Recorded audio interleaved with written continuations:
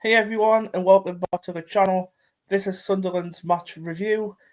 Please leave a like and subscribe to the channel if you're new. Obviously, yes, today Sunderland got beat 2-0 against Burnley at Turf Moor.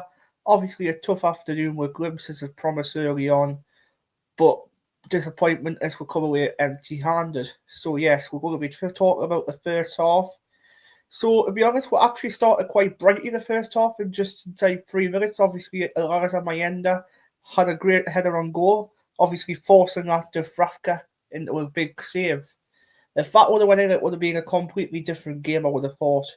But obviously, on the other hand, obviously, a couple of blow, obviously, Dan Bard, a few minutes after, had to come off early injured, obviously, and that disrupted our defensive shape quite a lot. I think Burnley had more of the ball when that happened, and well, they did score through Lyle Foster in about, I think it was around 19, 20 minutes. Obviously, it was ruled out on the foul of Sealt, but correctly, in my opinion, at half time it was 0-0.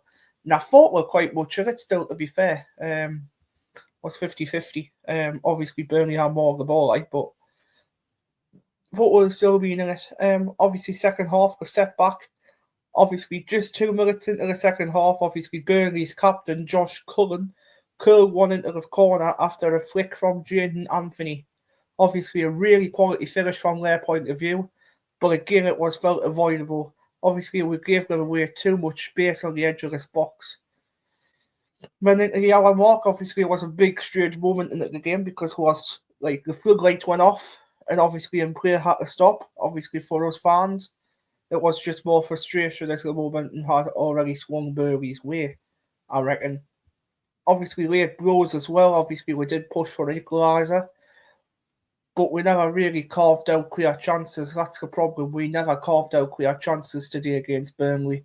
I think Burnley sat in and defended really well and waited for their moment again in the 88th minute when Anthony ran through and rounded roofs and made it 2-0. We actually thought that was game over because obviously it was 2 minutes before the end, but to be honest, it was 10 minutes added on to added time. And to make matters worse, I think someone even hit the post later on and it could have been free. So lucky that went in because that would have went heads down straight away again if it was 3 goals to nil. But 2-0 still, it's still not great. Obviously, first away game the Premier League, obviously getting a defeat from. Yeah. Obviously, the key takeaways we've got to take away from this pre-review is obviously missed chances early. So, Mienda's header could have changed everything, I thought. And obviously, injuries hurt us as well. Obviously, losing Ballard could have been really unsettled of our back line. And obviously, we struggled at attack. I thought we lacked ideas going forward after going behind.